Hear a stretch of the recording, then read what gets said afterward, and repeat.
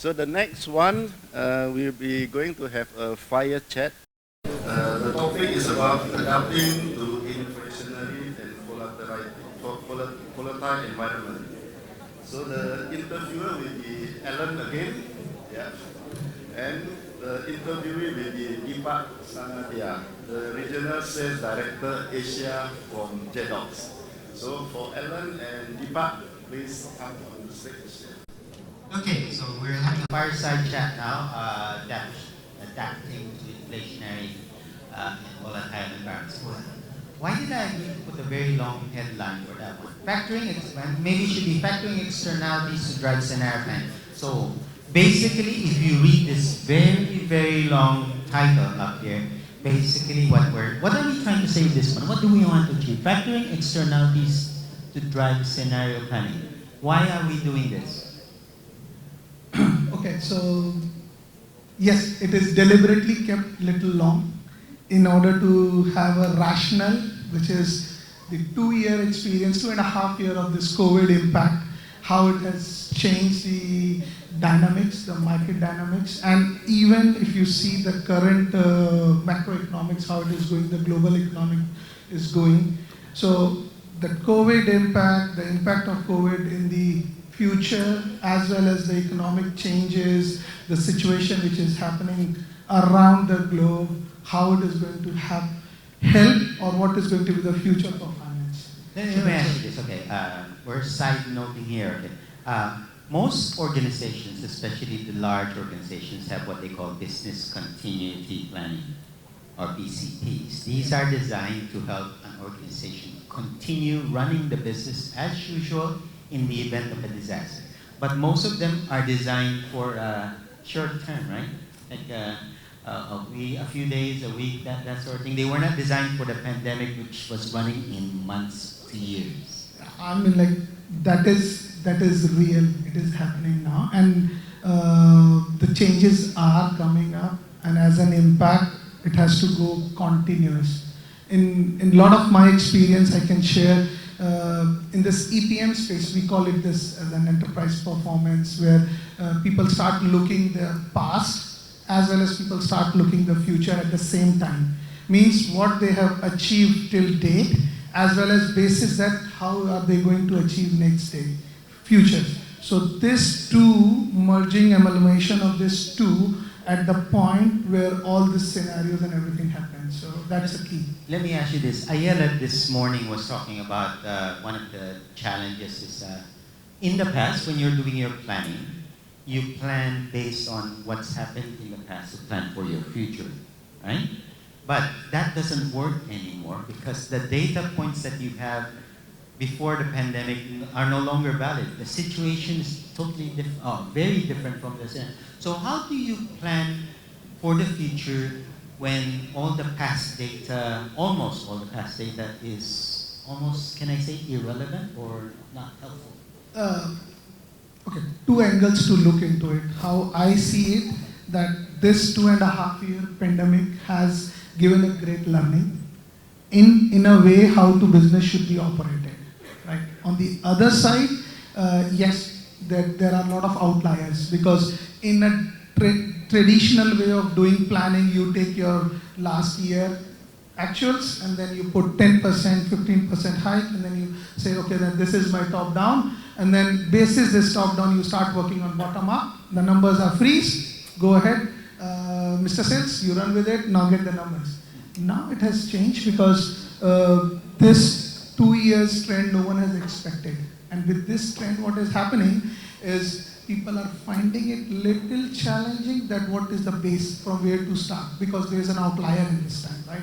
So for the base finding, people have started looking into multiple options, like could be usage of technology, like latest technology, artificial intelligence, machine learning, getting a second opinion of viewing that what is the trend showing, where is the trend taking us, and get that baseline ready, and according to that baseline, then start planning forward. In fact, this morning, one of the panelists was talking about we're now doing rolling forecasts as opposed to planning for a whole year and then stick with that forecast. I can share one of my example as well in this case. Planning has actually become more gone into rolling forecast areas because business has become very dynamic. Every day it is changing. Every month it is changing. As an impact, it is changing every quarter. And then it is impacting the supply chain, it is impacting the P&L, and as well as it needs to adjust all the additional line items into the P&L. So how are you going to accommodate that? That is going to be the key. So we have to look into that. Okay, let me step back a bit, put on the brakes for this one. COVID, 2.5 years, moving forward, while we say that it's no longer with us, well, we treat it as a normal flu. How does this trend, this acceptance that COVID is going to be just another cold flu, how will this change financial planning and budgeting? Okay, yeah, I mean like little long answer, but I think you can bear hearing me. Okay, that's fine, go ahead. So, COVID has given a good aspects, right? Because finance has always been treated as like as sitting on the chair and doing the number crunching. That's it, right? It has become more of a accounting rather than a strategy, right? So because, and it was also being treated as a very late entrant into a transformation because the entire organization is transforming. They have started looking into transforming this activity, that department, and then late is the finance. But what has brought value to finance in this, that they have become more working remote. With that remote working, people started doing the number crunching by themselves. Self-sufficiency has come into play first. Then second important part is the collaboration, right? So collaboration has come into play, which is very important because the trend where it is going, it is no more going to be an FP&A. And that's what the study says, that unless the organization moves into an XP&A journey, the process will become redundant, right? So it has to go into an extended where the operational data, bringing all the department as a stakeholder to collaborate, put their input, and then start making the decisions rather than finance only. Sulaifa mentioned earlier the other one that has to do with when they threw everything out the table, out the room, and started all over again. But the thing that put me off guard was she said that the change had to happen almost 24 hours. They had 1 day, literally they were given 1 day notice in terms of how the operations would change. Is that a normal occurrence? You've met a lot of organizations in the region, right? That shift at this 2 years ago, that we had to change very quickly. And from your experience, what has helped organizations transition from, no, suddenly I have to take on my laptop and work from home and collaborate with people? Yes, it is changing. I do 100% agree that this change is coming. And the key is, the sooner you adopt, you are in the game. The later you are out of the game. Because the survival of fittest is the game plan. And everyone has to catch the train, otherwise train will miss. I have this question that I put here for you before. And again, for our audience, we have, right? If there is any interest to ask him questions, okay, let's do something that we've not prepared for. If you can tell our audience here what questions you are more open to answering, what should they be posting on our platform in order for you to be able to answer them quickly? And it's a no holds bar, right? They can ask any question, almost any question. But is there a specific area we should be asking them to focus on? Should it be scenario planning? Should it be budgeting? Or should we be asking them to ask? I mean, like for me, if we are looking into the Office of Finance area, I would be keen to hear that what are the challenges that you are facing in this current transformation journey. If someone is going through the transformation journey, is it data? Is it the timeliness? Is it the providing different value add, or can it become of a basically providing right input to senior management to do the decision making, right? So are you facing such kind of situations? Definitely planning, rolling forecast, budgeting, rolling forecast is an operational activity, but all this operational activity gives an outcome of the strategic view to the management. So is anyone going through that journey? And if there is any, please feel free to share experience, or if keen to know, I can share one or two case study. I mean, like one or two of my experiences while working with a lot of my friends and partners and customers here in the region. I can share some stories about that. So just post those on Slido. Please, we'll try and get him to answer it for us, Deepak to answer it. So, okay, while we're waiting for that one, so you spoke about engagements that you have with your, wow, I haven't even started anything yet. Okay, let me answer this because I already put my head around it. Among your engagements with customers, okay, if you can pick one, what is that one most common concern that they raise with you with regards to planning and budgeting? If you think about it, the planning and budgeting process in the here and now, in the current environment we're in, if you have to look back, what's that one thing that's the most common concern that they raise? Adoption. Adoption. Very true. I mean, like adoption to the change, adoption to the change of technology, change of process, and change of current dynamics of working remote, workflow, and all those. That is the one which is, and I can see the question that it is also related to the same one, talking about the modernization means not using spreadsheet. If you have to ask me, I keep myself away from my company, and if I talk about my experience of over 1.5 decades, what I've seen, this change, if you ask me to change, I mean, like if I'm using a CRM, ask me to forget using this CRM and start using other CRM, there is a de-learning exercise and there is a learning exercise. As soon as you get into that hole of de-learning and learning, your productivity will be compromised. Very simple. So adoption, it has to be intuitive enough, technology has to be intuitive enough where people doesn't feel the pain of change. It adds the value where they are, okay, I'm doing this way, but it is taking away my redundant exercise of monotonous, tedious, Excel upload, update, changes, who has made changes, what. Take away those exercises and continue using the same way. That becomes more of a transformation. And then the second steps comes, okay, then how you can add more value to it. So transformation is a journey. It is not one stop. You switch on this and then you switch off other. It doesn't work. Let me ask you this, so segueing again. Okay, so you say adoption is one of the biggest challenges, right? Whether it's technology, process change, whatever it is. Within the finance function, they're not all of the same age, right? You got really old people like me, and really young new people, the new talent that's coming in that we're trying to engage to become finance professionals. How do you try and put together a program that would allow for a more consistent adoption of whatever it is, whether it's a piece of technology or a new way of working or a new way of handling things? Very good and very logical question, because recently I've experienced through the same situation in one of my engagement where it's a large enterprise, they have different age groups, everyone is contributing to the growth of a business. And trust me, it doesn't make sense that you, again, switch off one angle and switch on another angle. It doesn't make sense because everyone brings a different experience to it. In my experience, again, that age experience is more important because that gives sharing of experiences and give the future eyeballing inputs, whereas the new experts who are coming up as a fresh graduates, they are very fast in adopting it and moving forward in the ladder. So this becomes a foundation in order to make that as more stronger. So a combination of both is very important in this transformation.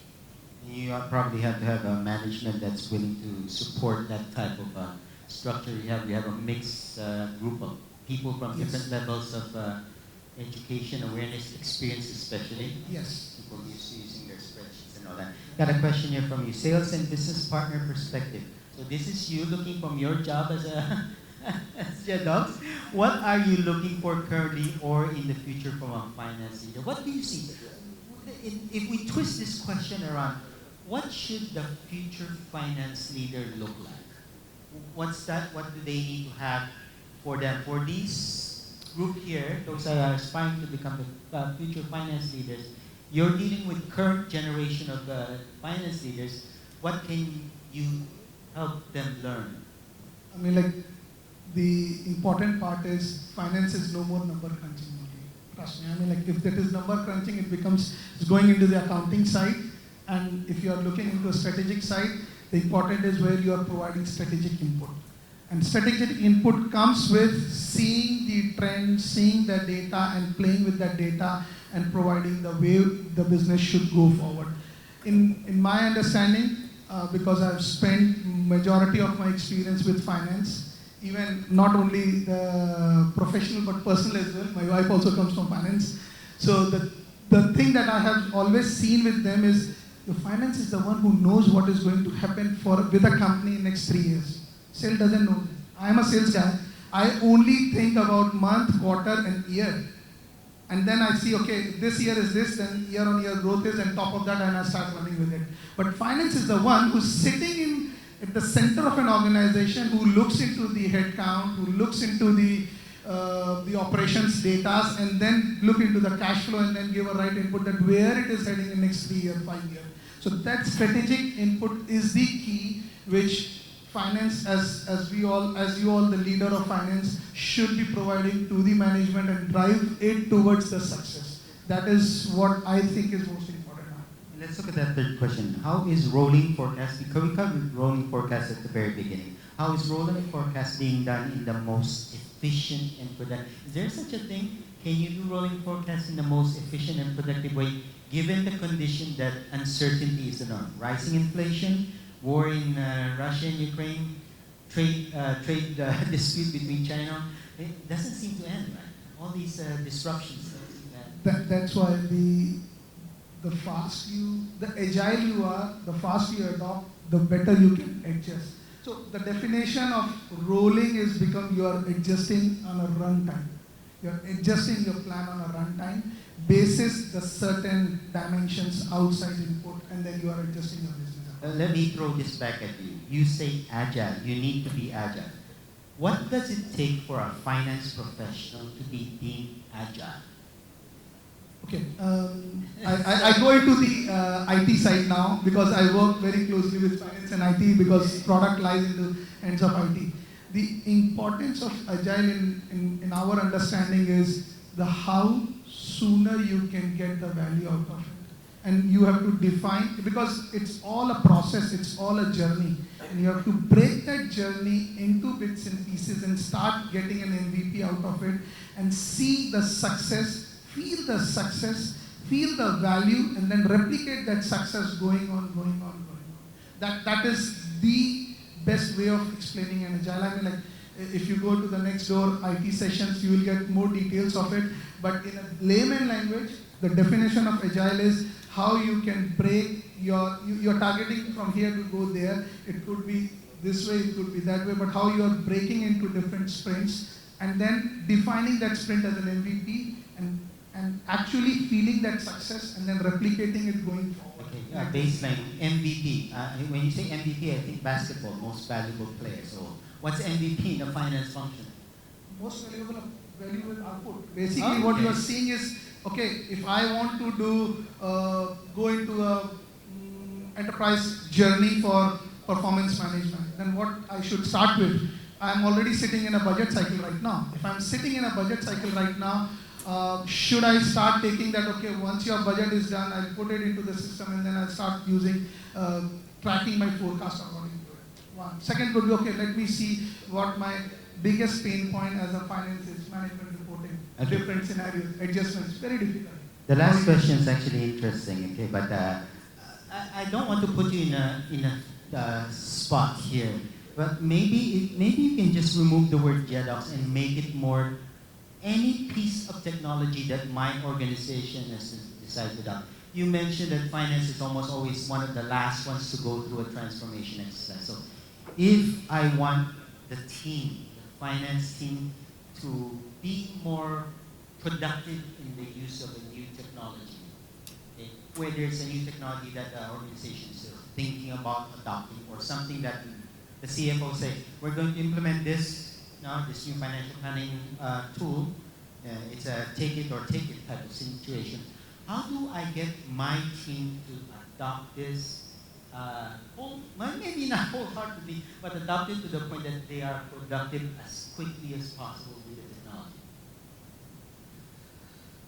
Okay, let me again try to break it into two parts, because when you are saying transforming, when I said transforming and then taking that journey where your MVP is there and then looking into how productive it becomes. I can share an example of one large enterprise. They were going through overhauling of their entire IT roadmap. And because it is overhauling of an IT roadmap, then there are multiple systems that needs to be overhauled, that needs to be adjusted. As a finance, for me, I don't care about what is happening as an overall architecture, but what value I am seeing it. I mean, if my HANA upgrade is going to take 3 years, should I wait for that to come up with a time where 3 years I will be wasting and sitting not doing the right scenarios, right adjustments, and not right insight to the organization? I think that's a very practical question, which a lot of my customers, friends ask, that should I wait or should I start now?